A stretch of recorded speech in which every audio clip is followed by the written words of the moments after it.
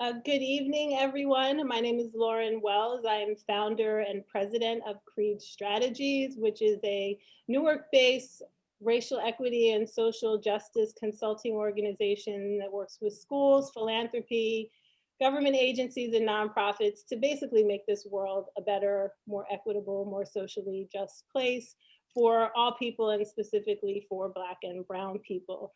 I am very excited tonight to bring you to our discussion with author Richard Rothstein of The Color of Law, A Forgotten History of How Our Government Segregated America. Richard is many things.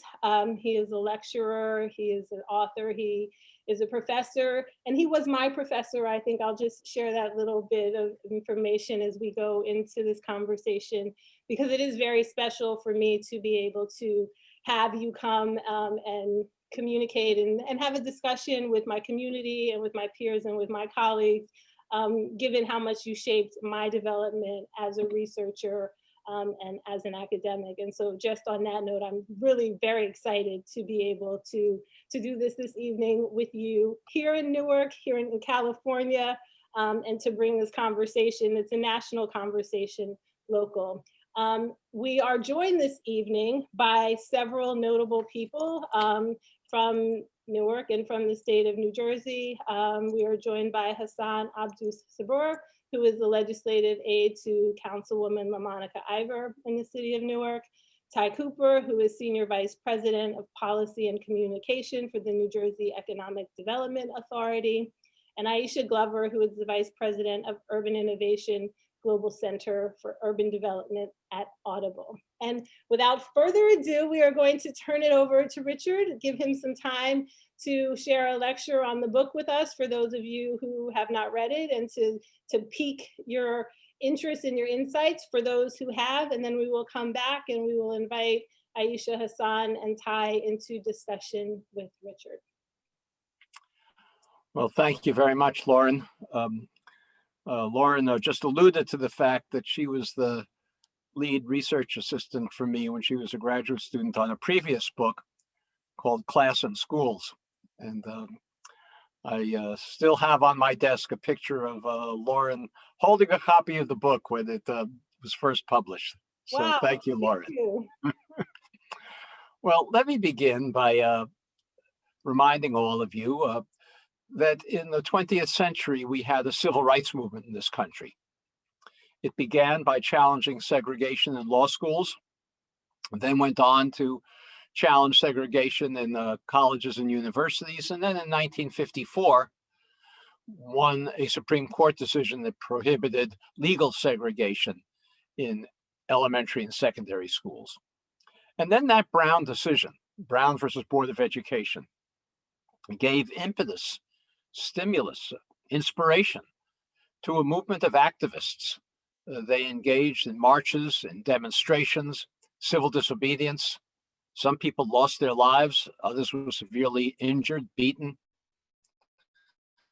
As we all know from memorializing John Lewis this last summer.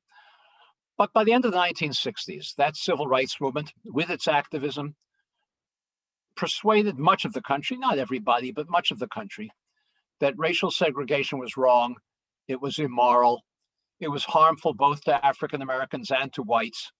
It was incompatible with our self-conception as a constitutional democracy.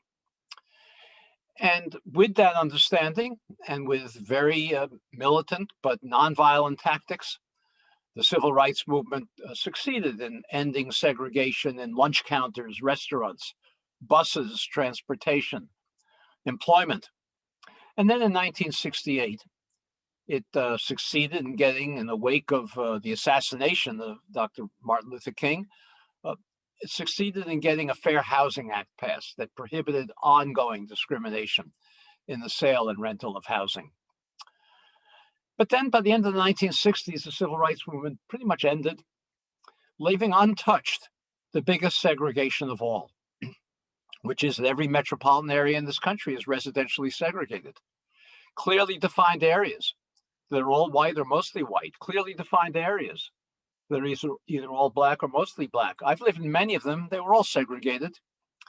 How could it be, I ask you, that we came to an understanding that racial segregation was wrong, immoral, harmful both to blacks and to whites, incompatible with our self-conception as a constitutional democracy. How could it be we left untouched the biggest segregation of all? Well, partly it's because ending segregation of neighborhoods is hard. If we pass an ordinance prohibiting segregation in restaurants, next day you can go to any restaurant and sit anywhere you want in that restaurant. If we pass an ordinance prohibiting segregation in neighborhoods, the next day things wouldn't look much different. And so what we've done, all of us, and I mean all of us, blacks, whites, liberals, conservatives, northerners, southerners, Democrats, Republicans, is we've adopted a national rationalization, an excuse we give ourselves for not redressing the biggest segregation of all. And that excuse goes something like this. We tell ourselves that the segregation of schools and colleges and public accommodations and employment, that was all done by government. The federal government was doing it. It was a violation of the Fifth Amendment to the Constitution, a civil rights violation. We have an obligation to remedy civil rights violations as American citizens. If state and local governments were doing it, there was a 14th Amendment violation. And we understand that if there's a 14th Amendment violation, a civil rights violation, we have an obligation as American citizens to do something about it. But residential segregation, we tell ourselves, that's something entirely different. That wasn't done by government. It wasn't done by law, by ordinance, by regulation, by public policy. That just sort of happened naturally, happened by accident. It happened maybe because bigoted white homeowners or landlords wouldn't sell or rent to African Americans in white neighborhoods. Or maybe it happened because private businesses, banks, real estate agencies, developers, insurance companies discriminated in how they carried out their private sector activities. Or maybe we tell ourselves it's just because, oh, people like to live with each other of the same race. We feel more comfortable that way. Or maybe we tell ourselves it's all because of income differences. It's an economic thing. Many African Americans have lower incomes than are necessary to afford to move to middle-class neighborhoods, highly resourced neighborhoods, and that's why we have segregation. All of these individual, bigoted, but private sector, non-governmental activities, self-segregation, economic differences, is what's created racial segregation. And we tell ourselves what happened naturally, what happened by accident, can only unhappen naturally, can only unhappen by accident. Most of us think it's too bad we live in such a segregated society. It's really an apartheid society. But we don't feel any obligation to do anything about it because it's a civil rights violation. It's not a civil rights violation. Well, prior to working on this book, as I mentioned before, I was mostly writing about education policy, which is where I got to know Lauren. I spent most of the 1990s and 2000s criticizing the dominant education theory of this country. And that theory went something like this. It said that the reason that African American children achieve on average at lower levels than white children is because teachers don't try very hard to teach Black children. They have low expectations. And if only teachers could try harder, and if we could make them try harder, the achievement gap would disappear. There would be no difference in the average achievement of Black and white children. I thought this was a ludicrous theory. As I mentioned before, with Lauren's help, I wrote a book about it. And I understood that the reason that we have an achievement gap between Black and white children in this country is not because teachers have low expectations or don't try very hard. Of course, there are some teachers who don't try very hard and have low expectations, but that doesn't explain very much of the achievement gap. The main reason we have an achievement gap in this country is because so many African American children come to school with serious social and economic disadvantages that impedes their ability to take advantage of what good schools can offer. And I remember writing many columns. I was the education columnist at the New York Times for a while, and I wrote many columns explaining the kinds of circumstances that create an achievement gap. I remember writing one column about asthma. As you may know, African-American children in urban neighborhoods like New York, like Newark, have asthma at 4 times the rate of middle-class children living in suburban neighborhoods. 4 times the rate. It's an enormous difference. African American children in those neighborhoods have asthma at 4 times the rate, at such a high rate, because there are more diesel trucks, more trucks driving through their neighborhood, more polluted air, more dilapidated buildings, more vermin in the environment, more empty lots kicking up dust. And if a child has asthma, that child is more likely than a child who does not have it, not in every case, but more likely to perhaps be up at night wheezing and then coming to school drowsy the next day. And I tried to explain that if you have two groups of children who are identical in every respect, same racial composition of the groups, same social and economic background, same family structure, same economic situation, but one group has a higher rate of asthma than the other, that group is going to have lower average achievement simply because it's sleepier in school. Doesn't make a big difference. Asthma is not a big cause of the achievement gap, but then you begin to think of all of the other causes that are similar. Lead poisoning. As you may know, lead poisoning has a measurable impact on IQ. Homelessness, economic insecurity. You begin to add up all of these things, and pretty much you've explained much of the achievement gap, leaving only a little bit for teacher expectations and how hard teachers try. But the country was enamored of this crazy theory. In 2001, we passed a law called the No Child Left Behind Act, which required children to be tested every year. And we would hold schools and teachers accountable for their children's test scores.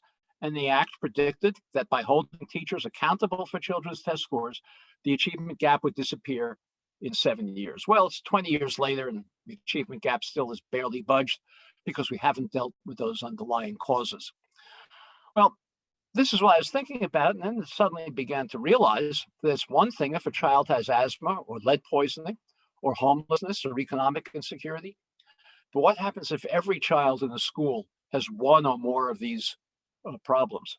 How can a school like that ever be expected, no matter how much we try to test children, to achieve at the same level as a school where children come to school well rested, well nourished, breathing healthy air? Obviously, we can't expect those two kinds of schools to have comparable achievement.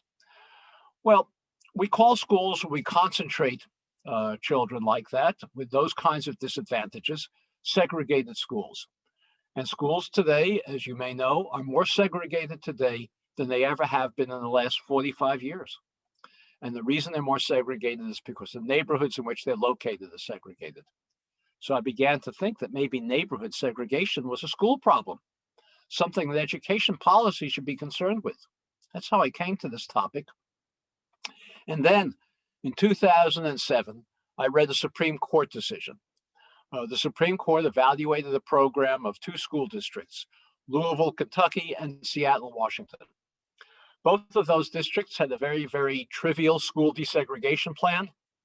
They allowed parents to choose the school in which their child would attend, but if the choice was going to exacerbate segregation, that choice wouldn't be honored in favor of the choice of a parent whose child would not intensify segregation. So if you had an all-white or mostly white school, and both a black and a white child applied for the last remaining place in that school, the black child would be given some preference. A very trivial program. You don't have one place left in the school very often, and both a black and a white child apply for it. But the Supreme Court denounced the program, said you couldn't do such a thing. The controlling opinion was written by Chief Justice John Roberts. He explained that, yes, he said the schools in Louisville and Seattle are segregated. He said they're segregated because the neighborhoods in which they're located are segregated. He was right about that. And then he went on to say that the neighborhoods in those two cities are segregated. The term he used was de facto, just by accident, because of private bigotry and the actions of private businesses and people wanting to live with each other of the same race and income differences, not by government policy. And he said if you have segregation de facto that government didn't create, government is prohibited from taking explicit action to fix it. Well, I read this decision. As I mentioned, one of the two cities involved was Louisville, Kentucky. And I remembered reading about something that happened in Louisville some years before. In Louisville, there was a suburb called Shively, uh, all white suburb of single family homes. There was a white homeowner in that suburb of Shively who had an African American friend living in the center city of Louisville. The African American friend was a decorated Navy veteran, had a wife and a child, wanted to buy a single family home, but nobody would sell him one. So the white homeowner in this suburb of Shively bought a second home in his community and resold it to his African American friend. And when the African American family moved in, an angry white mob surrounded the home, protected by the police. They threw rocks through the windows, and the police made no effort to stop it. They dynamited and firebombed the home. Police made no effort to stop that. But when this riot was all over, the state of Kentucky arrested, tried, convicted, and jailed with a 15-year jail sentence the white homeowner for sedition, for having sold a home to a black family in a white neighborhood. And I said to myself, this doesn't sound to me much like de facto segregation. If the police, the courts, the entire criminal justice system, all state actors, in violation of the 14th Amendment, are ensuring that Louisville remain a segregated community. And I began then to look into it further. And I found that Louisville wasn't an unusual case. There were, and I'm not exaggerating here, hundreds and hundreds of cases in Essex County, in New York, in Boston, in Chicago, in Detroit, and Denver, in Kansas City, in Los Angeles, and San Francisco.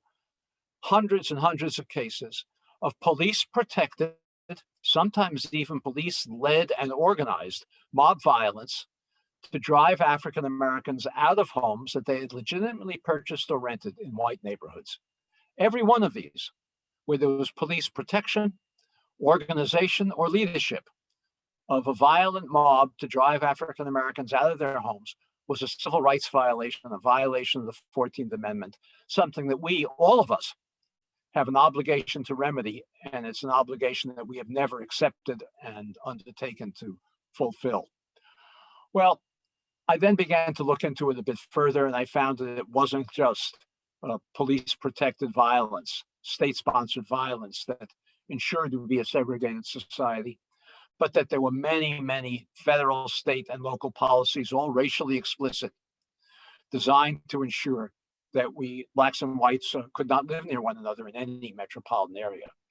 Well, in the few minutes that I have with you this evening, let me describe one, or if I have time, two, of the main policies that the federal government followed in order to ensure segregation. There are many, many years, federal, state, local. I described them all in my book, The Color of Law. Well, I don't describe them all. I describe many of them in my book, The Color of Law. The book would have to go on thousands of pages to describe all of the policies, the racial policies that the government implemented. But let me describe perhaps the most powerful one, and that is a policy of the federal government, the Federal Housing Administration and Veterans Administration, to suburbanize the entire white working class population, white middle class population, into single family homes in all white suburbs in the mid 20th century. This was a racially explicit policy. It was designed for whites only. African Americans were prohibited from participating in the suburbanization. And with this federal government racial policy, a white noose was created around every metropolitan area of all white suburban developments. And you know them, they exist in New Jersey, they exist in New York, all across the country. Perhaps the most famous of them is one east of New York City called Levittown. Perhaps you know of it. 17,000 homes in one place. No bank would be crazy enough to lend the developer, William Levitt, the money to buy the land and build 17,000 homes for which he had no buyers yet. The banks thought this was a crazy idea. We weren't a suburban country at that time. Both white and black middle class, working class families were living in urban neighborhoods, frequently in integrated neighborhoods. We'd be stunned if we were transported back to that time to see the extent of downtown integration there was, for the simple reason that we were a manufacturing economy, making things, no internet stuff in those days, and factories had to be located near deep water ports or railroad terminals to get their parts and ship their final products. So if you had a factory district that had both black and white workers, they all had to live in broadly the same neighborhoods so they could walk to work, maybe take short streetcar rides. Well, the federal government decided in the wake of World War II, when millions of returning war veterans, black and white, were coming home needing housing, that it was going to create suburbs for the whites only and leave the African Americans in urban centers. William Levitt, as I said, could never have gotten the capital in the private sector for building these developments. This development in Levittown, for example, the only way he could do it was by going to the Federal Housing Administration and Veterans Administrations, submitting his plans for the project, the architectural design of the homes, the materials he was going to use, the layout of the streets, and a federally required commitment that he never sell a home to an African American. The Federal Housing Administration and Veterans Administration even required that he place a clause in the deed of every home prohibiting resale to African Americans or rental to African Americans. And this was done all over the country. If any of you live in homes that were built in the mid 20th century up until about 1950, look at your deed. It's probably a house you live in that says it's for Caucasians only, even though it's no longer enforceable. Well, this requirement was not the action of rogue bureaucrats. It was written out in a federal policy manual, the federal underwriting manual that went to appraisers all over the country, whose job it was to evaluate the applications of developers for bank guarantees, federal bank guarantees to build their projects. The manual said that you couldn't recommend for a federal bank guarantee a project that was going to sell to African Americans. The manual went so far as to say you couldn't recommend for a federal bank guarantee an all-white development that might be located near where African Americans were living. Because in the words of the manual, and I quote, that would run the risk of infiltration by inharmonious racial groups. That's what the federal written policy manual said. This notion of de facto segregation is utter nonsense. There's no basis in reality to it whatsoever. The movement of the white working class and middle class into suburban homes was a federally, racially explicit policy that was designed to create and ensure racial segregation. Well, that policy has had very long-term consequences. It largely determines the racial inequality that we have today. The white families who were subsidized by the federal government to purchase homes in these suburbs bought them for about $8,000–9,000 a piece in those days. In today's inflation-adjusted money, that's about $100,000. As you know, those homes in suburbs all over New Jersey and New York and everywhere in the country no longer sell for $100,000. You can't buy a home in a suburb for $100,000 today. They sell for $300,000, $400,000, $500,000. For example, those are the prices going in Levittown today. In some parts of the country, it's $1 million or more. The white families who are subsidized to purchase these homes on a racial basis gained over the next few generations equity as their homes appreciated in value, wealth. They now owned homes that were worth $500,000 that they only paid $100,000 for. They used that wealth to send their children to college. They used it to perhaps take care of emergencies, a medical maybe, or temporary unemployment. They used it to subsidize their retirements. And they used it to bequeath wealth to their children and grandchildren, who then had down payments for their own homes. African Americans were prohibited from participating in this wealth generating program. The result today is that African American incomes on average are about 60%, 60% of white incomes. There's a whole story behind that disparity. I don't have time to go into it today, but you'd think that if Black families had incomes on average of about 60% of white incomes, African American wealth would also be about 60% of white wealth. You could save the same amount of money from the same incomes. But in reality, although African American family incomes are about 60% of white family incomes, African American household wealth is only about 5% of white wealth. And that enormous disparity between a 60% income ratio and a 5% wealth ratio is entirely attributable to unconstitutional federal housing policy practiced in the mid 20th century that we have an obligation as American citizens to remedy, but we've never accepted that obligation. Well, that wealth gap that our government, acting on our behalf, all of our behalfs, created, is responsible in large part for the racial inequality we have in this country today. I explained earlier why it's responsible for an achievement gap in schools, because it prevents so many African American families from moving to higher opportunity, better resourced neighborhoods. The wealth gap is also responsible for health disparities between African Americans and whites. As you know, African Americans have shorter life expectancies, greater rates of cardiovascular disease, largely because they live in more polluted neighborhoods, less access to grocery stores selling fresh food. The wealth gap is also, in good part, responsible for mass incarceration of young Black men, police abuse of them that we spent so much time demonstrating about this past summer and spring in the wake of the murder of George Floyd in Minneapolis. I'm not suggesting that police would never abuse African American men if it weren't for segregation, but segregation makes them much more likely when we concentrate the most disadvantaged young men in single neighborhoods where they have no access to good jobs or the transportation to get to those jobs, or access to schools that aren't overwhelmed by the social and economic problems of their students. When you concentrate those men in single neighborhoods, the police engage in confrontations with them. It's inevitable. The police adopt the habits in those neighborhoods that are just like the habits the colonial forces adopted in places like India or Congo or anywhere else in colonial countries during the 20th century. And the wealth gap also contributes to something else, which I think all of us probably find very frightening and dangerous. I do, with something we're very much aware of these days, and that is the very, very great political polarization that exists in this country today. It's greater than any time in memory.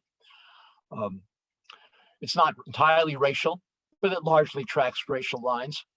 How can we ever expect to develop the common national identity that President Biden called for and that's necessary to preserve this democracy if so many African Americans and whites live so far from each other that we have no ability to understand each other, no ability to empathize with each other? All of those are the necessary basis of a common national identity. Well, those are the consequences of the wealth gap that the federal government created, and that still determines racial inequality today. Well, there were many other policies. I think I probably have time to mention one other, and that's public housing. We all misunderstand it. We think public housing is a place for poor people, a place where there are lots of single mothers with children, lots of young men without jobs in the formal economy, dilapidated buildings. That's not how public housing was first created in this country. The first civilian public housing in this country was created in the New Deal during the Depression, the Roosevelt administration.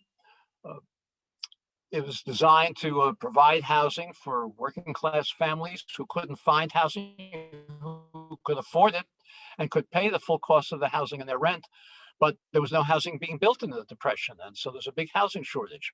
The federal government met this housing shortage by building the first civilian housing and this public housing in this country, and everywhere it built it, it segregated it, creating separate projects for whites, separate projects for African Americans, frequently segregating neighborhoods that hadn't previously been segregated. I'm sure some of you, perhaps most of you, I hope, are familiar with the great African American poet, novelist, playwright Langston Hughes. In his autobiography, Langston Hughes describes how he grew up in an integrated downtown Cleveland neighborhood. That's not how we think of Cleveland today. But he said his best friend in high school was Polish. He said he dated a Jewish girl in high school. Well, of course, he lived in an integrated neighborhood, went to an integrated high school. The Public Works Administration went into that neighborhood of Cleveland. It was about half Black, half white, demolished housing and built two separate projects, one for African Americans, one for whites, creating a pattern of segregation with those projects. And then elsewhere, throughout the city of Cleveland that exists to this day. And this was done all over the country. It was done even in places, smug, self-satisfied places that think they're better than everybody else. Perhaps you're familiar with Cambridge, Massachusetts. The area between Harvard and MIT was a fully integrated neighborhood in the 1930s, about half white, half black. The Public Works Administration and other federal agencies built 2 separate projects in that neighborhood, segregating it for the first time, and with other projects elsewhere in the Boston metropolitan area, segregated that city. The West Coast was segregated for the first time by federal housing policy. There were very few African Americans living on the West Coast prior to World War II. If you know the history of the migration of African Americans out of the former slaveholding states into the rest of the country, Black workers and their families came to places like Newark around the World War I period, but not to the West Coast. They didn't come to the West Coast from places like Texas and Louisiana until World War II to take jobs in war industries that hadn't existed during the Depression.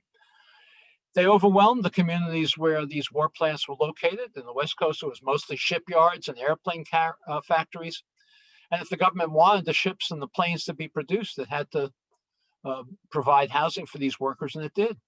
Everywhere, it built separate projects for Blacks, separate projects for whites, segregating workers in their housing who were working in the same war plants. And that created a pattern of segregation in West Coast cities that hadn't previously existed. In San Francisco, the federal government built 5 projects for shipyard workers. 4 were for whites, rather. 1 was for African Americans. And that became the African American neighborhood of San Francisco. The same policy was practiced in Portland and Seattle, Los Angeles, up and down the West Coast. Well, there were many, many other policies, as I said, designed to segregate the society, created by government. De facto segregation has no basis in reality. It's an unconstitutional system, and we have an obligation to remedy it. The policies to redress segregation are well known. No mystery about them whatsoever. Policy experts, journalists like me, think tanks spin out policy ideas all the time about what we can do to redress racial segregation. I'll give you a couple of examples. The problem is not that we don't have ideas about what to do. The problem is that we don't have a civil rights movement today that's going to make it uncomfortable not to implement those policies. Until we do have that kind of civil rights movement that's going to be as aggressive and militant and self-sacrificing as the civil rights movement of the 1960s, we're not going to implement these kinds of policies.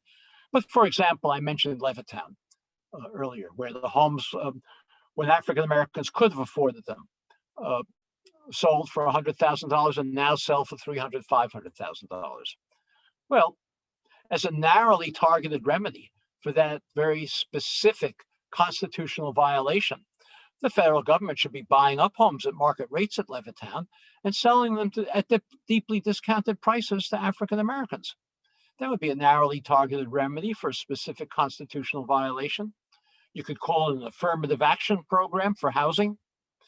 We're not going to do something like that because there's no political support for it yet. We have programs at the low end of the income scale that help low-income families find housing, disproportionately African American and Hispanic. The biggest one is something called the Low-Income Housing Tax Credit. It's run by the U.S. Treasury Department. It distributes tax credits to states who then distribute them in turn to developers.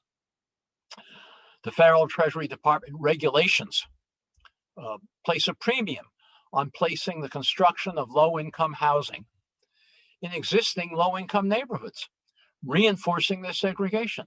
That's crazy. Of course, we should build better housing in low-income neighborhoods.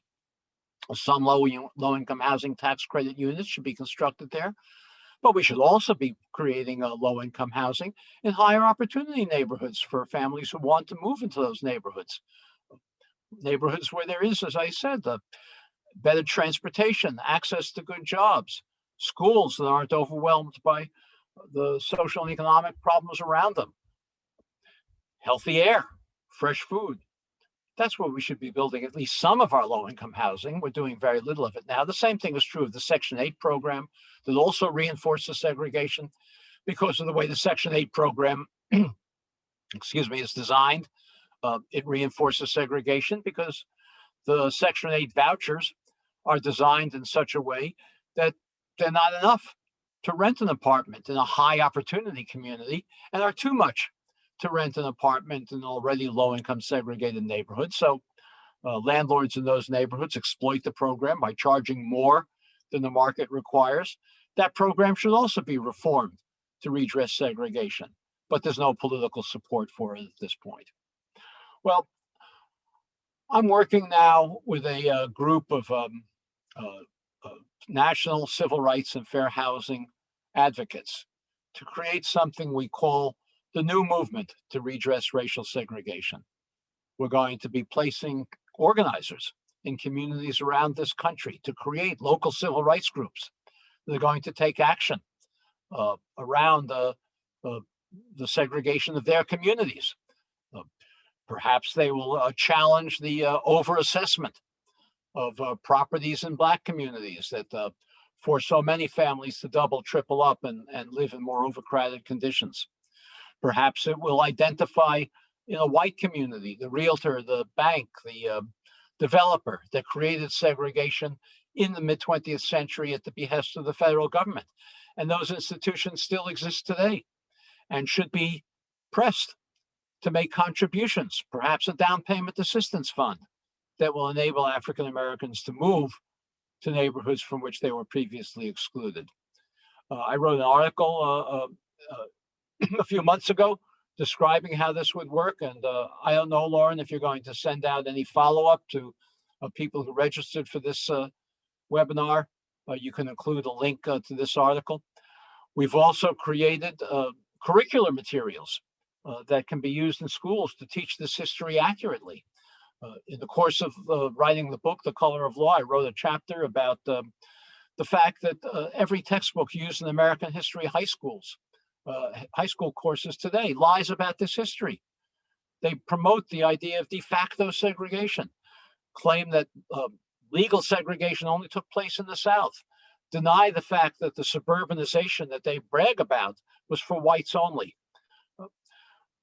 Local civil rights groups could engage in a campaign to get their school districts to teach this history more accurately, along with teaching more accurately the entire history of race, of slavery, of Jim Crow.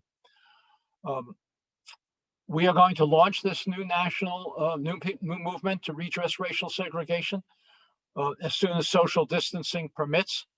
And if anybody listening to this webinar would like to receive an announcement of that launch, I'll give Lauren a link where you can sign up, and if she distributes this to the attendees here, you can do so.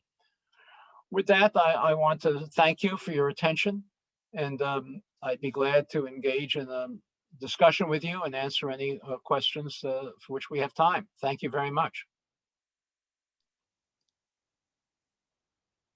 Thank you very, very much, Richard. And I'm going to ask all of the other panelists if you can turn your cameras back on. We have had a number of questions jump into the Q&A and the chat while you were speaking, Richard. So there are questions out there among the attendees. And we'll get everyone back on screen. Well, it certainly sounds, reading the book is intense, right? And it sounds even more intense when it's actually delivered to you in person. So I just want to give our panelists a chance to kind of respond to and react to the presentation and the book. We've all been texting and talking about it for quite a while, so I know that these three individuals have had some time to think about it and to reflect on it, both as Black people living in America, but also through their professional experiences. So I will, I'll open it up to Ty first, and I'll just share that Ty is the first person who said to me, you have to read this book. Thank you so much, Dr. Lauren Wells, for putting this panel together. And I said it before the panel started, but to the Richard Rothstein, thank you so much for speaking truth to power. Thank you so much for putting this in writing.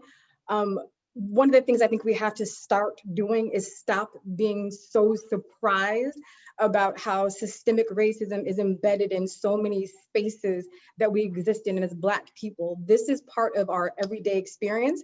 This is what our parents went through, our grandparents went through, and I think the illustrations that Mr. Rothstein so eloquently displayed in his books just puts it on paper. These are things that the NAACP and others have been talking about and fighting for years.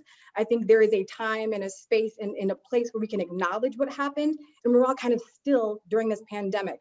The other thing I will say is Dr. Wells and I were talking about this when the riot happened during Capitol Hill, when the mob literally attacked the Capitol because they were so afraid of change. And we can say what we want, but it was so clear, it was so rooted in racism.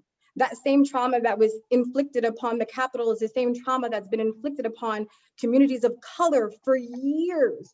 When we talk about segregation in housing, it's something, again, that I say it's personal to Black folk. When I think about my grandfather who fought in the war and then came back home trying to provide for his family, through the GI Bill, he could get a house, but only in certain areas of the city. So, I mean, I'm glad that we are in Newark. I'm glad that that was his experience. And I also just have to say too, with my father who served as Director of Neighborhood Services for the city of Newark, he was part of the James administration when they started demolishing these large infrastructures that were housing projects. So we lived through this. We've seen from my grandfather to my father to myself what has happened to communities because of racial segregation, housing, and so many other spheres where federal, state, and municipal governments played a role in it. The last thing I'll say, because I know we have a ton of questions, is that on page 122, they talk about the Milpitas story, and they say it illustrates the extraordinary creativity that government officials at all levels displayed when they were motivated to prevent the movement of African Americans into white neighborhoods. And to that, I say, we need to use that same type of creativity, that same energy to push forward programs and policies to ensure that there's equitable economic development, right? So that's what we need to do. My mom says faith without works is dead, and the same thing is true of words and policy briefs without action. So that's my immediate response to the book and to this conversation. And then again, Lauren, thanks so much. And to Mr. Rothstein, thank you. This is fantastic. Thank you, Ty. Hassan, do you want to jump in? Actually, I'm still formulating. So if Aisha wanted to go, I was just writing a couple of more notes down. So I'm gonna defer to Aisha right now, and I'll jump in right after that. All good. No worries, Hassan. I got your back. Thank you. Thank you, Dr. Lauren Wells. Again, I too share my appreciation before the kickoff, but I think just your role at Creed in organizing important discussions like this, but also as a board president of the Newark Public Library, always thinking about creative conversations and solutions that matter the most. So I would also be remiss if I didn't just quickly shout out and recognize some of our partners across the city that are hyper focused on this sort of work, the New Jersey Institute for Social Justice, ICC, and the Center for Law and Inequality and Metropolitan Equity, Dr. David Trout at Rutgers, and of course the mayor for having an equitable growth commission and the private players in the city really exploring what their roles should be. So I just had to recognize, because there is work and thinking and discussion and action that is being done in the city. I had the privilege of helping to lead economic development. So I've spoken to people all over the country and the world for that matter, coming here really inspired by some of what's happening. So I just want to recognize that we're chipping away at it. We are trying. Richard, I heard you speak several times, most recently at the Congressional Black Caucus event in DC, and am always impressed. You're obviously really thought-provoking, and I always pick up some additional nuggets or thoughts. So I do appreciate your grounding. In kind of referencing how we all collectively rationalize or justify or even forget history. I also want to just recognize your focus on de jure segregation rather than de facto, and how that affected both public housing and mortgage finance. And I think that that difference is so important to just pause on, because it is truly the difference between what is sanctioned by law and what is true in fact but is not sanctioned by law, right? And so sometimes we all think, well, you know, the law said this, and these are just personal choices, to your comments. So I just want to make sure that I underscore that point, for those that perhaps didn't read the book.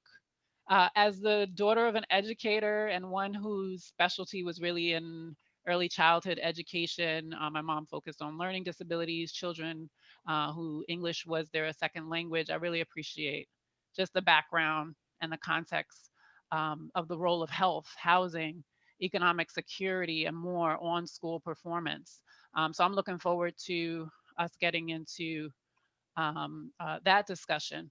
So two quick things that stood out for me, both listening to the book, and yes, I did listen to the book, uh, and to Lauren's point, talking about it and hearing you say it, you do hear things differently and you digest it differently when you listen to it. And it is, for me, whenever I listen to a book, it is also always a little bit more powerful, I think.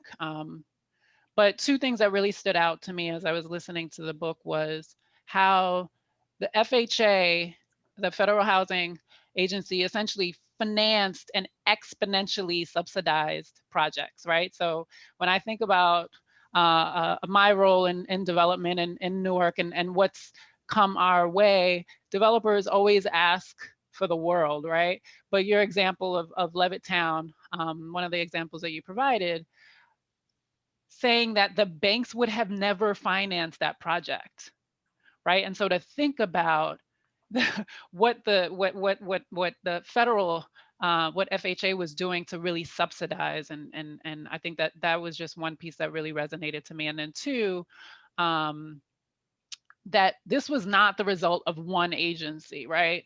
There's state constitutional amendments that prevented integration. There's an entire system that stood up policies and barriers and practices, from brokers to unions to housing associations to churches, even to the imposition of inflated water and sewage fees and highway planning and mail delivery services. And I can go on and on and on and on and on.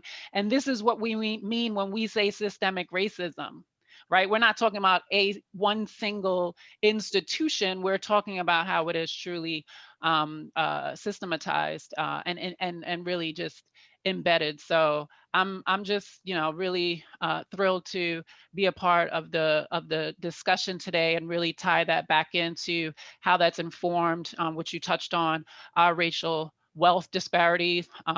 New Jersey has among the worst in the entire country. And then the last piece that I will end on is one of your examples. I really appreciate the piece around school integration, because as somebody who left New York City in search of better schools for my children, our first home purchase was in Fanwood, New Jersey, which you outlined as one of the suburban New Jersey towns in your book that prevented upwards of, I think it was like 20 Newark families from buying homes in the 50s and 60s. So till this day, the town remains a mere 5% Black in a county that's nearly 20%. So there were so many moments that struck me, but just the tie back to school segregation and the impact that continues to have in urban areas, both that caused white flight, but also caused Black middle class families to seek out better education opportunities till this day. So it just really resonates. And I thank you again for allowing me to participate in this discussion. Thank you. Hassan, are you ready? I am ready now. And actually, Aisha stole some of my thunder because I wanted to mention the mayor's Equitable Growth Advisory Commission. I shouldn't have let her go before me. But I want to thank you, Dr. Wells, for putting this on. And Richard, it was an excellent book. I enjoyed reading it. And I kind of wanted to start off with a question and kind of a statement because, you know, we had a little chat and chew before this where a group of us got together to discuss the book. So one of the main things that everybody brought up was the reparations question. And you kind of address it in the back of the book during the frequently asked questions. So in our city in Newark, New Jersey, our mayor has the Equitable Growth Advisory Commission, and Aisha probably could speak on that a little bit more, but some of the things it does to prevent gentrification in our city and equitable growth amongst the residents. So with the homestead ordinance, and even the mayor just introduced something where you mentioned Section 8, where they take, you're actually able to purchase a home through Section 8, or you purchase a home using your Section 8 as kind of, you know, payment towards your mortgage. But during your research of this book, did you run into any other cities or municipalities that were implementing things that, because the reparations is going to come and that's going to be a long fight, but during your research, did you, you know, come into any other states or municipalities that are implementing these type of programs like that we have in the city of Newark? And can I just quickly add to that? So I did hear some recommendations towards the end of the book. I would just want to add to that and ask, where do we stand? Like we know how we compare on the racial equity perspective, but I do wonder how New Jersey stacks up. So I just want to add to Hassan's question. Lauren, do you want me to answer now or wait till? Please go ahead. Yeah. Well, you know, well, as you know, Aisha, because you've been there, I've spent a lot of time the last few years running around the country giving talks about the history of segregation. And I don't think I've ever gone to a place where the people haven't told me that the segregation in their town was worse than any place else in the country. So you want to know where Newark stands? Newark is worse, but so is every place else. We're talking about common policies that are implemented everywhere. And of course, there are small variations, but focusing on the small differences rather than what's underlying and common everywhere is a mistake. So I don't, you know, Newark has a terrible history in this regard, but so does every place else. And depending on how you measure it, on some measures, Newark is worse. On other measures, it's not. With regard to the issue of reparations, I think it's too narrow a term, as I say in the book. If by reparations we mean repairing the damage that was done, yes, of course, we should have reparations. But most people think of reparations as a single monetary payment to the current generation of African Americans that would never be large enough to really take care of this problem. And it's a multi-generational problem. It's not going to be solved in one generation. But if we implemented a program of a single monetary payment to the current generation, people would say, okay, we've taken care of that problem. Now it's all Black's fault if there's any inequality remaining. So I think we need to be careful about that. I'm in favor of reparations, as I say, if it means repair the damage that was done. Some policies that we need to implement would be very expensive. It's not that they wouldn't cost money. The notion I talked about before of an affirmative action program in housing where the government would be buying up homes and reselling them to African Americans at deeply discounted prices, that would be expensive. But there's some things we need to do that cost nothing at all. And they're also a form of reparations. It doesn't cost anything to prohibit communities, as in New Jersey, from adopting zoning ordinances that prevent the construction of housing that's affordable even to middle-class Black families. That doesn't cost anything to change the zoning ordinance like that. And that's also a form of reparations. So I had a few reflections, and Aisha did steal a little bit of my thunder too. We discussed this book in a book club, and one of the things that struck out to me as I was reading, and also as Aisha was speaking, was the intersectionality and the way in which you articulate systems working together, right, to create what is I think actually social engineering, right? And so where you live, your zip code has so much of an effect on all of the interactions that you have throughout the course of a day or a week or a month or a lifetime. And you really don't even think about that, right? So you get up in the morning, you get your gas at the local gas station, right? You may go to pick up your coffee at the local coffee shop. You shop in the grocery store that, you know, if it's the grocery store that you like, is closest to you, which really shapes so much of our social interactions. And so what that makes me think about is when we think about desegregation and we think about integration, from your point of view, Richard, what does a vision of integration look like that will, I think I wrote it down, you were talking about this common national identity, right? Desegregation is a piece of that, but desegregation is not going to get us to a common national identity. So would you share your thoughts with us about what an integrated American society really is and how it functions? Well, I don't use the term desegregation very much. What I talk about and what this new movement that we're creating talks about is redressing segregation. Because what that refers to is remedying the effects of segregation, which doesn't necessarily mean only desegregation. There are really four aspects to redressing segregation.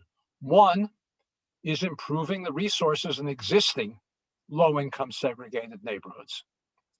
And it has to be done in a way that controls the displacement from gentrification. There are some African American leaders who say that we shouldn't worry about the desegregation at all. We should just make African American neighborhoods better and healthier and preserve them as Black neighborhoods so that they can preserve their cultural homogeneity. I think it's a fantasy. If you make a neighborhood healthier, other people are going to move in. You can't have, separate but equal doesn't work any better in neighborhoods than it does in schools. And we should improve the resources and the quality of life in existing low-income neighborhoods. But if we do, other than African Americans will begin to move into it, as happened in Harlem. It was a low-income, mostly Black neighborhood. And as the neighborhood improved, it became less and less Black because we didn't control massive displacement of African Americans from gentrifying communities. And again, we know what the policies to do that are. It's not a mystery. We need tough rent control. We need limits on condominium conversions. We need inclusionary zoning that requires any new development to have a share of units set aside both for moderate income and low income families. And we need to freeze property taxes on existing homeowners so they're not displaced because they can no longer pay their property taxes. So as I say, these policies are well known. It's not that we don't know what to do to prevent massive displacement and to create a healthy community that doesn't simply flip from low income Black to high income white. The reason we don't do it is not because we don't know what to do. It's because we don't have a civil rights movement that's making it uncomfortable not to do it. So one is improving the resources in existing low-income African American and Hispanic neighborhoods. Second is policies to prevent massive displacement from gentrification. The third is to open up opportunities for African American families who choose to do so to move to higher opportunity communities like Levittown, if they choose. And we need massive subsidies in order to make that happen. And the fourth is to stabilize neighborhoods that are in racial transition so that they don't flip from all white to all Black. I'm talking about inner ring suburbs to prevent white flight. And again, we know what to do there as well. So the policies in these four areas are well known, but without a new civil rights movement, we're not about to see really any of them. Dr. Wells, can I make a quick comment on that? Absolutely, jump in. Just a couple of things. One, and so interesting discussion, but I also want to focus on and make sure that we all realize there were very successful all Black communities, whether you're talking about Tulsa or areas, Sag Harbor, or other areas that existed, again, that were predominantly Black communities, where there were Black-owned banks, there were Black-owned stores, Black-owned restaurants that were super successful. And one of the things that happened was that, again, mob riots, complete destruction, and no intent to build back or build upon those cities that previously existed. So I want to make sure that we also contextualize the fact that there is Black wealth. When Black wealth did exist, there were several types of systemic racism across the board that also led to the destruction of areas like that. And we say Tulsa because that's one of the best and most well known. But from Tulsa to equal things that happen with, highway expansion and cutting through Black and brown neighborhoods, when there have been opportunities for Black and brown communities to thrive, there has always seemed to be another opposing force that has ensured that it wouldn't be successful. So I do want to make sure that we acknowledge that. And the second thing I want to focus on too is just the environmental justice component. It's something you bring up in your book, and I think it's so critical to make sure that we're looking at what's happening. I'd be remiss if I didn't mention, and I have to, the fact that our governor is doing a lot around environmental justice, from his environmental justice EO to the work that we're doing on brownfields at EDA. There's work that's being done in these spaces, and there's still so much more that has to be done, but there is work happening around that. But the environmental justice component is equally as important. I want to make sure we touch base on that as well. There's a couple of questions. Did you want to jump in, Aisha, before I go to questions? Yeah, can I just add a quick comment to both what Richard and Ty were just touching on, and maybe just quickly turn it back over to Richard before we go to some of the questions.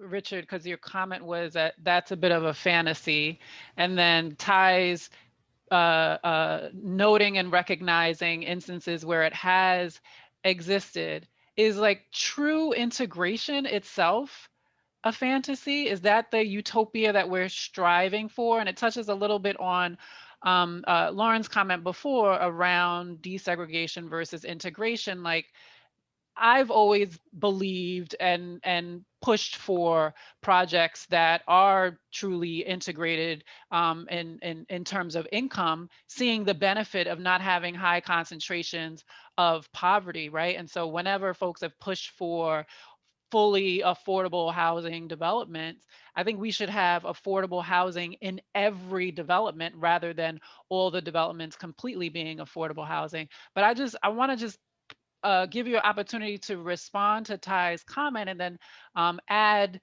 to that, just from that lens of what are we striving for? Are we looking for true, is our utopia this true integration? Of course, with reparations built in and reparative justice built into ongoing solutions. So it's not a one-off payment, but I would just really like to better understand and dissect, what do you think success looks like? Well, let me first, Ty, with all respect, I don't agree with you. Those were not successful places. They were homogenous. They were culturally homogenous. What kinds of jobs did people in those neighborhoods have? Well, they were shining shoes and going downtown to the railroad station. They were having the lowest quality jobs in industrial plants, if they were even permitted into them. They were working outside the towns in agriculture. The achievement gap in schools was greater then than it even is now. African-American children in those communities were achieving and having lower levels of attainment than African-Americans today have. The wealth gap was just as great. They were homogenous, they were culturally homogenous, and in some ways they were healthy, but they were not equal to white neighborhoods. The economic differences were still enormous. What do I think our ultimate goal is? I don't expect to see an ultimate goal in my lifetime, but as you can tell, that's not very long from now. In your lifetimes, I don't expect to see it either. But I'd like to see a country where people have a choice of how they want to live and where they want to live. There will be, in a non-segregated society, there will be clusters of African American neighborhoods, just as we have Jewish neighborhoods and Italian neighborhoods and Irish neighborhoods in this country today. There'll be people who will choose to live in neighborhoods where people with the same cultural traditions live, and others who will choose to live in neighborhoods where they're not in those clusters, but they'll have choices. Today, people don't have those choices because they've been segregated by public policy. And so we need to correct those public policies to redress them so that people have choices of where they want to live. Yeah, I think that's why and you know, for those who I talk to regularly, the question of what integration really means is something that I think about a lot, because although I don't think it's explicitly called out in your book, and there are systems in place that were being activated, right, to create the conditions that we exist in, they were being activated by people, right? And so there's this dynamic between the structural and the systemic and the individual and the personal. And people, we make systems work, right? Without our participation in them, they don't function. So we can participate in them in ways that redress, to use your word, right, the conditions, or we can participate in them in ways that perpetuate the conditions. And so when I think about integration, and I do think about this from the position of an educator, I think that schools were desegregated to some degree, right? And I've been in schools and classrooms that some people may have called integrated, but the schooling process was not an integrated process, right? You call out the textbooks, right, and the myths that were perpetuated and the limited language that was used around what happened in terms of housing, but there's a whole publishing industry that's built around perpetuating whole myths about who we are as a society.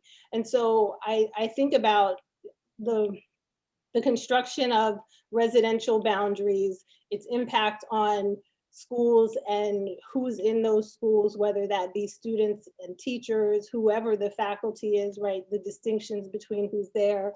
I think about that in terms of jobs and labor and transportation, and how all of these things work together, both to create a sort of bifurcated physical reality, but also this bifurcated mental reality, right? Like there's really no acknowledgement that I see when we talk about integration, that it's not just a physical phenomenon, that it's a cultural, it's an intellectual, it's a spiritual endeavor, that if we're going to get to, again, use your language, this common national identity, that there needs to be a fusion of people all together, right? And so these things happened, although it's not explicit, because there's kind of an implicit devaluing of Black lives, right?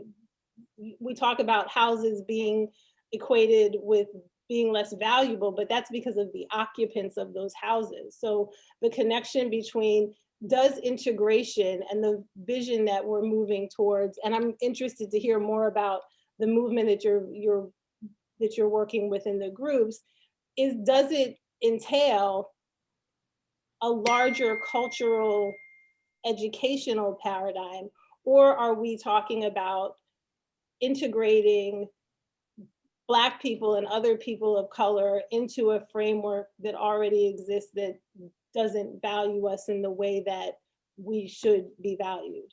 That's what I think about, and that's what I sort of struggle with just in the context of schools and education.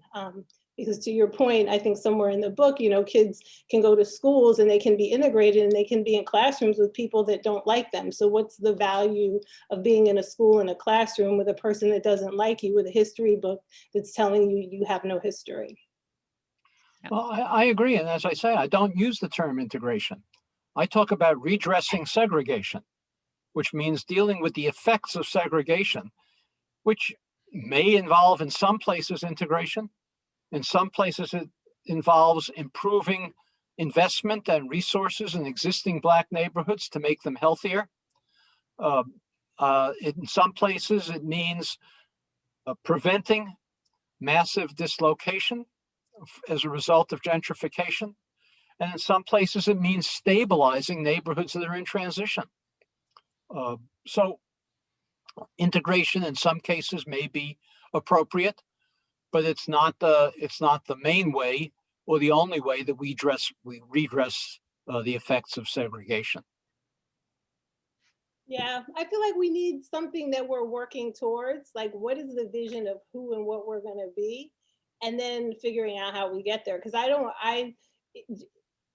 in my work and when I do have these cross-sector conversations, I just don't know that collectively, either within group or across group, we've actually decided what our society should look like when we get it all together, and like what that actually really means, and how things are fundamentally changed, and we're not just sort of moving to a new neighborhood or moving to a new school within the same sort of social conditions that we already exist in. So I appreciate just being able to have this exchange around these ideas, and specifically in the context of thinking about one thing, which is housing.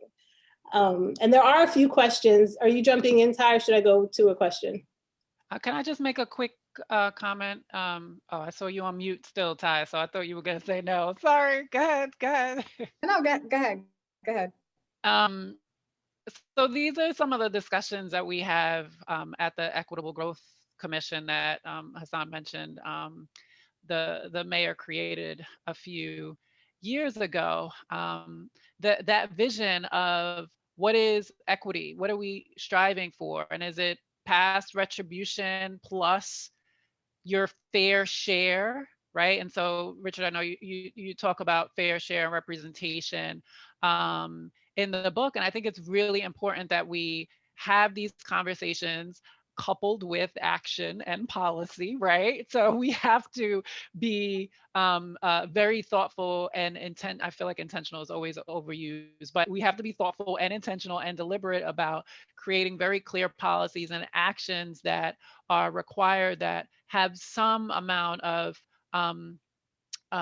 retribution kind of baked in, but it really has our eye on the future. Okay, so what now? How do we ensure that that we have our fair share access to housing, to resources? We didn't even get into, and I know it's because the book is mostly focused on housing, but we didn't even get to businesses, right? And so the disparity, we've talked about wealth disparities from household perspectives, right? But so many similar barriers were set up and prevented small business owners and entrepreneurs from seeing economic growth and having their fair share as well, right? So I do think that the gist and the heart of the conversation around what is it that we're striving for? Is there some element of reparation built in? Are we shooting for equity from this point going forward? What, do we all want our fair share? And then what does that look like? Is it really like a 1-for-1 match based upon how many Black people are represented in a particular city or county or state, right? No, but how do we really paint this vision for what we're trying to create? Because then I think it's easier for us to get behind it from a housing perspective, from a business perspective, and so on. So I just wanted to kind of plug that in. Thank you. So I've got a bunch of questions that I'm looking at, and they're like middled in all these comments. So if your question doesn't get asked, please don't hold it against me. Drop it in the Q&A because it's much easier to get to it than with all of the comments. But there is a question here, Richard, that's asking on your thoughts about guaranteed income as a mechanism to address and to close the income gap. Okay, let me see, Ty, you want to say something before I get to that?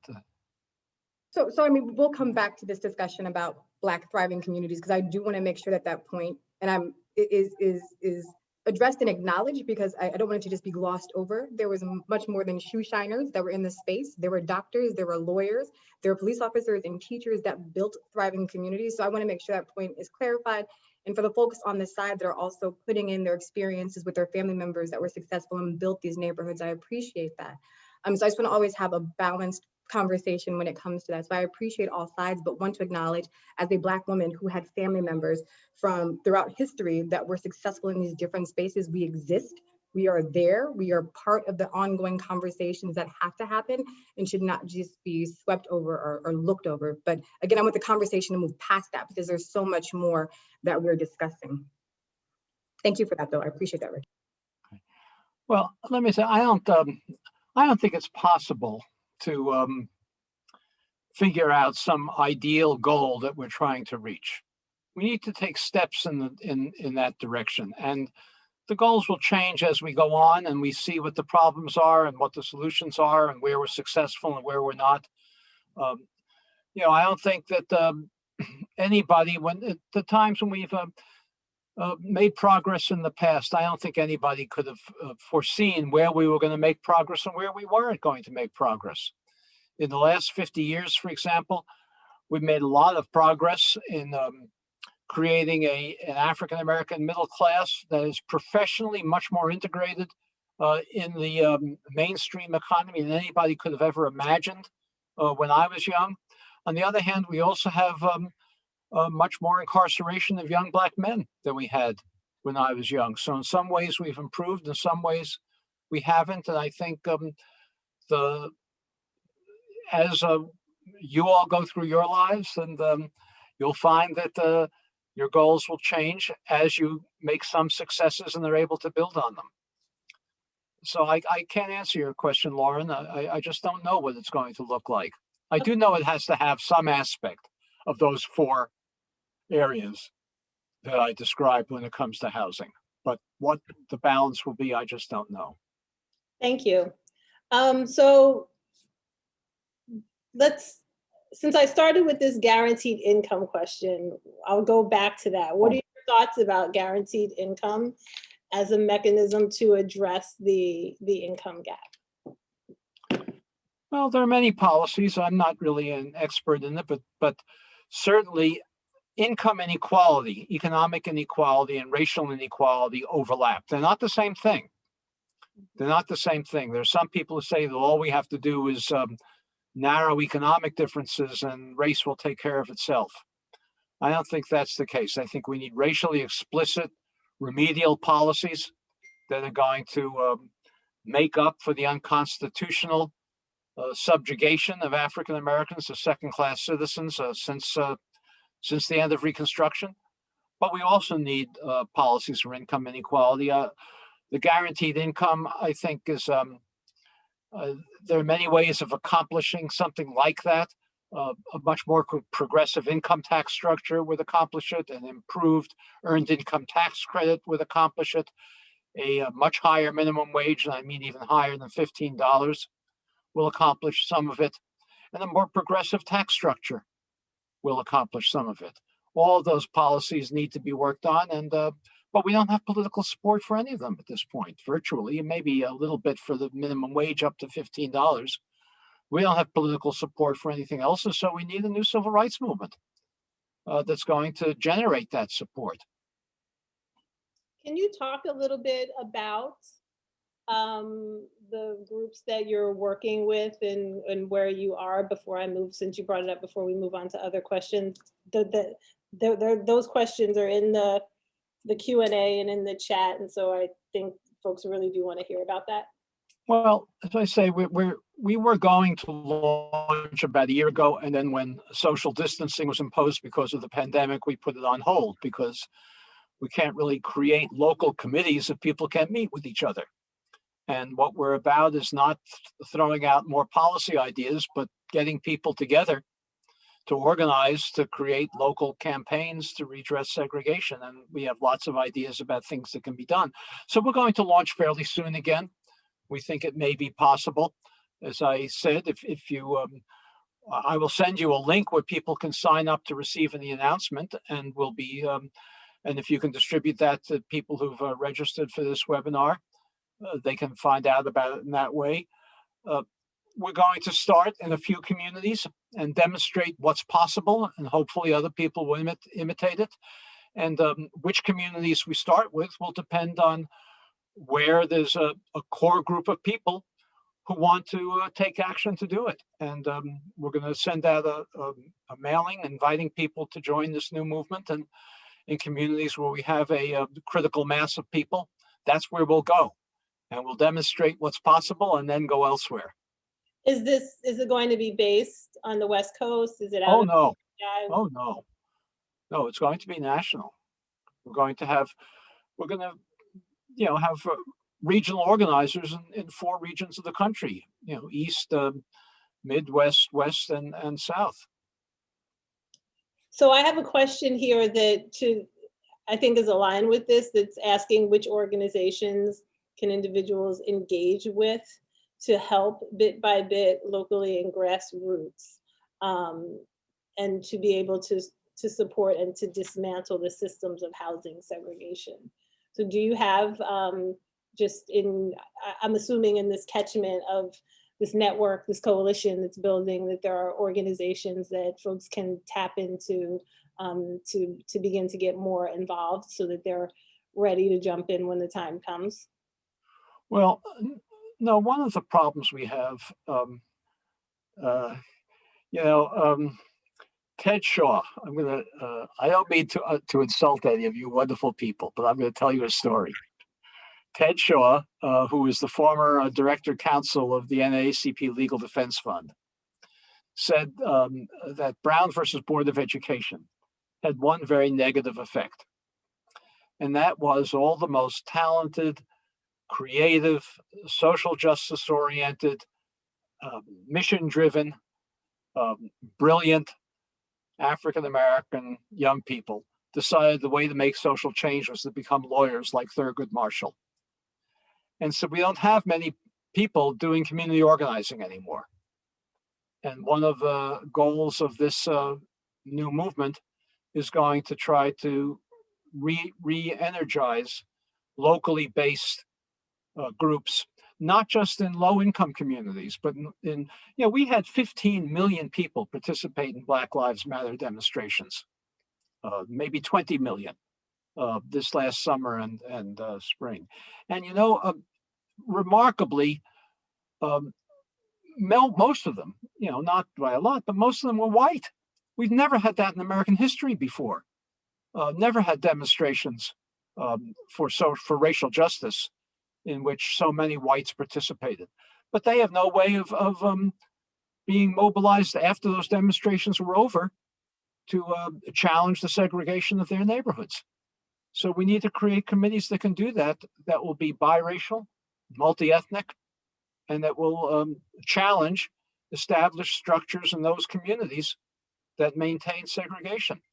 Look, I told you before, I wrote an article published about, 4 months ago or so, in which I took a community, it happened to be in California, but it could be in New Jersey, it could have been anywhere, in which I showed how you could identify the bank, the real estate agency, the developer that created segregation of that community 50 years ago, 60 years ago. They still exist. There should be a campaign against those institutions to force them. You can call it private reparations, to try to be part of the solution to undo the damage that they created 60, 70 years ago. But that requires direct action. That requires activists. Simply writing policy papers won't do it. Hassan raised that point a couple of times about Newark. Excuse me? What?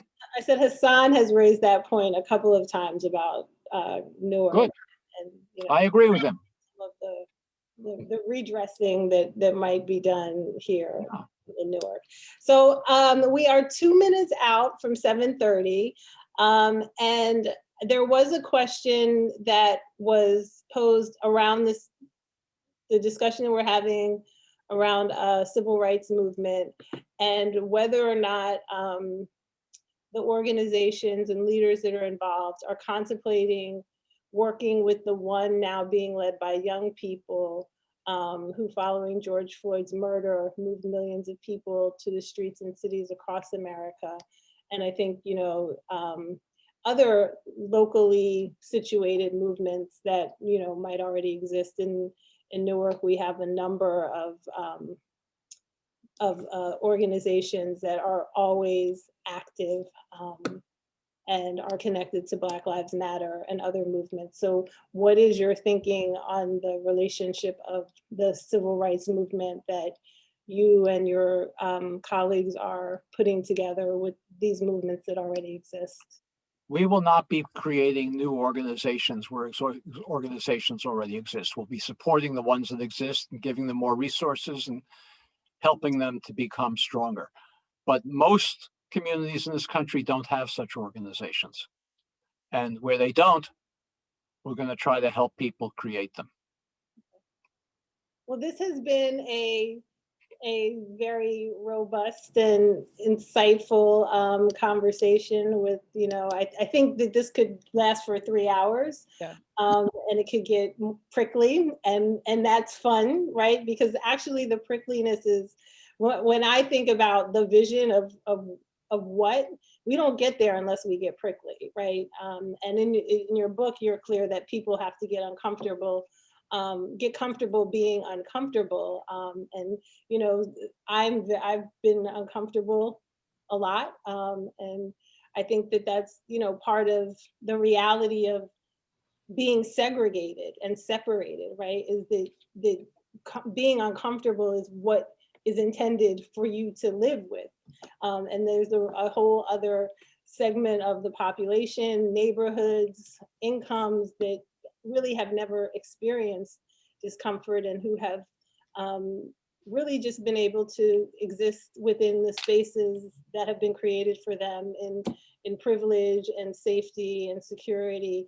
And I think ultimately, which I do appreciate that you use so much in this book, is the word subsidy, right? And how subsidy has been applied to white families for generations and generations and generations, and that the conditions that we see are built on those subsidies, when that's very often a word that's thrown around when it refers to Black people and Black communities. And, you know, why would we do that? And so I think that as these conversations continue and as you build your, you know, your movement and bring organizations together, I hope you continue to make people uncomfortable. And I hope that through the discomfort that people do move towards some reckoning with who and what it is we are supposed to be collectively, because whether or not we like it, we're here together. And we all deserve and are entitled to live with our humanity and our dignity, and to make the choices that we think are most appropriate for ourselves and our families and our community. So I thank you, Richard, for spending an hour and a half with us on this cold day on the East Coast in Newark. And I thank you, Aisha, Hassan, and Ty, for jumping into the conversation, for taking time to read the book, for putting the word out there, for sharing your resources with us. A special shout out to Audible for the free downloads that they provided to many people on the call, and to our local bookstore Source of Knowledge for making sure that those folks who ordered their books got their books, picked them up or delivered.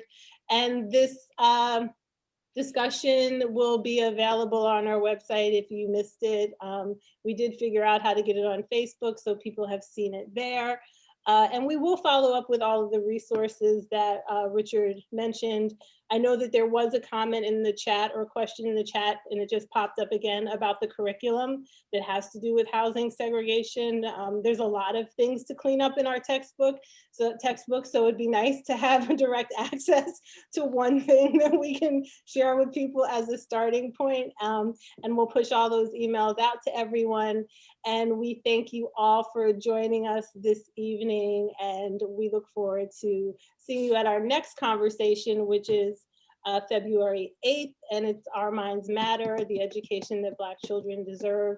It will be Mayor Baraka, Baruti Kafele, renowned educator speaker, Dr. Yvette Jackson, and Dr.